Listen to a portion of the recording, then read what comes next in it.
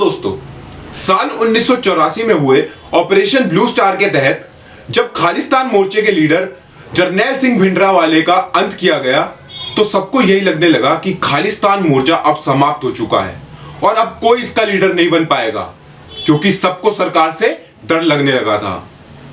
धीरे धीरे जब समय आगे बढ़ता है तो कई नेता सितारे इस मोर्चे में आगे बढ़ने लगते हैं और इसके लीडर बनना चाहते हैं, पर कभी भी ऐसा नहीं हुआ कि कोई इकलौता लीडर आगे सामने खड़ा हुआ हो।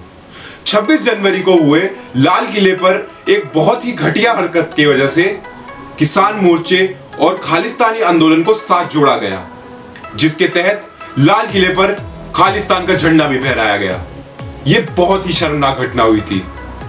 इसके तुरंत बाद ही 29 वर्षीय अमृतपाल सिंह एकदम से सीन में आ गया और उसका नाम हर जगह होने लगा। तो 29 साल का ये नौजवान जो कि दुबई में एक अच्छी खासी जिंदगी जी रहा था, उसे अचानक खालिस्तान की क्या जरूरत पड़ी जिसकी वजह से उसे देश में दोबारा लौटना पड़ा। तो देखते हैं क्या ऐसी जरूरत थी जिससे अमृतपाल बना भिंडरावाले 2.0। दोस्तों, मेरा नाम है समर, चैनल का नाम है लीगल सोच। तो चलिए शुरू करते हैं। No, and not just that, religion becoming the point of entry and to try and separate Sikhi from Hinduism, that's one narrative. The other one is to put up posters of Bhindranwale and try and collect donations, and this is not happening only on Indian soil, it's happening abroad too. It's happening in Australia, it's happening in the UK, it's happening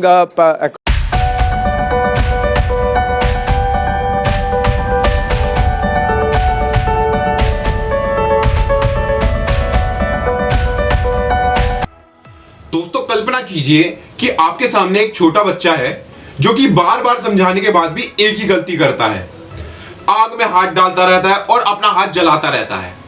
उस बच्चे को आप क्या कहेंगे? नासमझ और बेवकूफ। कुछ ऐसा ही काम हमारी सरकारों का है जो बार बार इन देश विरोधी ताकतों को बड़ा करती है और जब आग खुद ब खुद बड़ी हो जाती है तो फिर हाय तौबा मचाती है, और इन सब में उनका साथ देती है इंडियन मीडिया।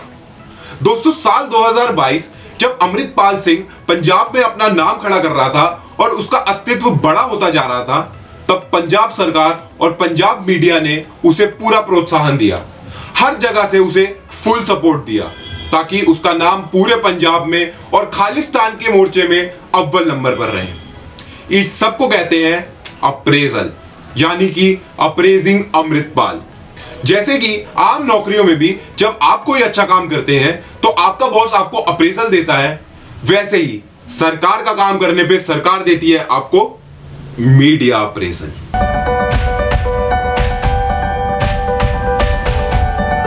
दोस्तों, आम जिंदगी में भी आपके कई दोस्त होंगे जिनसे आप बेहद प्यार करते होंगे, पर एक बार गौर कीजिए कि कभी आपका एक दोस्त जिसको आपने बेहद प्यार किया हो और दिल से चाहो वो आपको धोखा दे जाए तो कैसा लगेगा?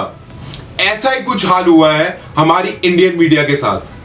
कुछ दिनों से तो वो अमृतपाल को भगोड़ा और ना जाने क्या क्या बता रहे हैं और कितनी ही नेगेटिव न्यूज उसके बारे में फैला रहे हैं, पर हम इस सब चीजों को बताने में बिल्कुल इंटरेस्टेड नहीं है, क्योंकि दरअसल यही मीडिया जो आज अमृतपाल की इतनी बुराई कर रही है, कुछ दिनों तक या कुछ महीनों तक उसको लीडर बता रहे थे। उसके बेखौफ इंटरव्यू और बेबाक स्टोरी और उसकी बायोग्राफी भी दिखा रहे थे जैसे कि वो कोई बहुत ही बड़ा काम कर रहा हो। ਇਹ ਆਈਐਸਆਈ ਦੇ ਟ੍ਰੇਨਡ ਹੈ, ਏਜੰਸੀਆਂ ਦੇ ਪਲਾਂਟ ਹੈ। ਤੁਸੀਂ ਦੱਸੋ ਤੁਸੀਂ ਕੀ ਹੋ? ਪ੍ਰੋਪਗੈਂਡਾ ਇਹ ਕੋਈ ਨਵਾਂ ਨਹੀਂ, ਜਿਹੜਾ ਵੀ ਕੋਈ ਪੰਥ ਦੀ ਪੰਜਾਬ ਦੀ ਗੱਲ ਕਰੇ ਉਹਨੂੰ ਆਈਐਸਆਈ ਦਾ ਬੰਦਾ ਕਹਿ ਦੇਣਾ, ਕਿਸੇ ਦਾ ਏਜੰਟ ਕਹਿ ਦੇਣਾ। ਪੰਥ ਦਾ ਦਾਸ ਹੀ ਹੈ। ਸਿਰਫ ਦਾਸ ਹੋ ਤਾਂ ਤੁਸੀਂ ਏਡੀ ਵੱਡੀ ਹਕੂਮਤ ਨਾਲ ਟਕਰਾ ਲੋਗੇ। ਜਿਹੜਾ ਗੁਰੂ ਦਾ ਦਾਸ ਹੋਵੇ ਵੱਡੀਆਂ ਵੱਡੀਆਂ ਹਕੂਮਤਾਂ ਨਾਲ ਟੱਕਰ ਲੈਣ ਦੀ ਗੁੱਤ ਰੱਖਦੇ ਹੁੰਦੇ। ਢਾਂਚਾ ਕੀ ਫੇਲ ਹੋਇਆ? ਜਿਹੜਾ ਡਰੱਗ ਦਾ ਜੈਨੋਸਾਈਡ ਪੰਜਾਬ 'ਚ ਆਇਆ। अमृतपाल सिंह को देश की मीडिया ने इतना बड़ा चढ़ाकर दिखाया कि उसे दुनिया भर से सपोर्ट मिलने लगा, और देश की मीडिया ने उसे इतना बड़ा बता दिया कि शायद खालिस्तान मोर्चे का वो नया लीडर था। और इस सपोर्ट के चलते और बाहर से मिल रही फंडिंग के तहत अमृतपाल और बेखौफ होता गया और निडर होता गया। इसका सबूत अजनाला में मिला। अजनाला में हुई घटना के बाद पंजाब मीडिया और देश के चैनलों ने इतना बड़ा दिखा दिया अमृतपाल को कि उसे पंजाब के लोगों से सपोर्ट मिलने लगा और पॉजिटिव रिस्पॉन्स मिलने लगा। हालांकि गुरु ग्रंथ साहब की बेअदबी का मामला था, जिसे किसी कभी बर्दाश्त नहीं कर पाते। तो अगर मीडिया अपना काम सूझबूझ और थोड़ी बाखूबी से कर लेती तो शायद देश को आज इतनी बड़ी घटना का सामना नहीं करना पड़ता। तो दोस्तों, सरकार की लगाई हुई खुद की आग जब लावा की तरह फटने लगी और अमृतपाल को मिल रहा सपोर्ट जब सर चढ़कर बोलने लगा और जब बात देश के गृह मंत्री पर आ गई तो सरकार की नींद खुल गई। इसके तहत ही 18 मार्च को सरकार ने ऑपरेशन ब्लू स्टार की तरह ही पंजाब में आर्म फोर्सेस को भेज दिया और अमृतपाल सिंह को भगोड़ा घोषित करवा दिया। शहर में धारा 144 लगा दी जाती है और इसी के तहत इंटरनेट सेवाएं बंद कर दी जाती है हमेशा की तरह। और अमृतपाल सिंह पर section 121A of the Indian penal code के तहत देशद्रोह का केस लगाया जाता है। इसी के साथ साथ उन पर NSA से भी कार्रवाई की जाती है। तो दोस्तों, सरकार अपना काम कर रही है और अभी भी तलाश जारी है, पर मिलना बहुत मुश्किल है।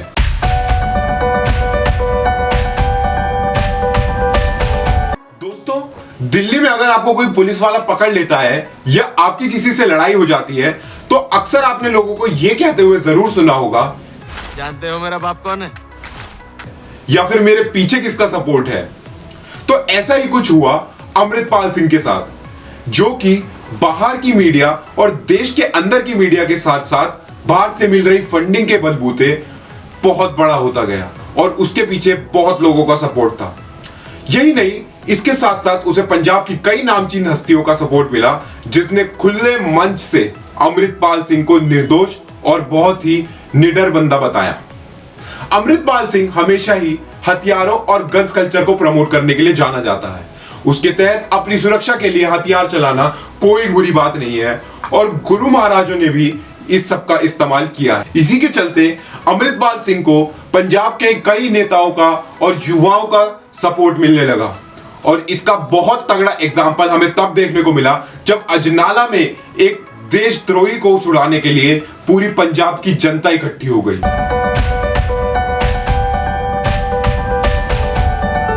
दोस्तों, अंत में बाल की खाल तो यही निकल के आती है कि हमें तो अपने देश को बचाना है। हमें धर्म, जाति या इससे रिलेटेड कोई भी चीज के तहत किसी के साथ कोई भेदभाव नहीं करना, क्योंकि इससे ही देश में आग और बढ़ती है। देश विरोधी ताकतें हमेशा हिंदू, मुस्लिम या कोई सिख हो ऐसा जरूरी नहीं है और ऐसी ताकतों का कोई मजहब नहीं होता।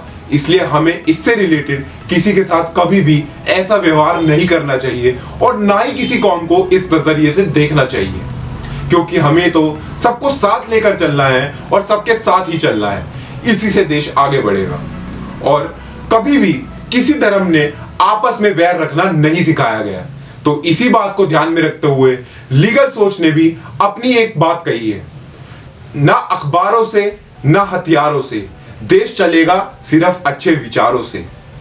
तो बहुत बहुत शुक्रिया दोस्तों, मैं आपसे आज के लिए अलविदा लेता हूं। मिलते हैं अगली वीडियो में, तब तक के लिए मेरा लीगल सलाम।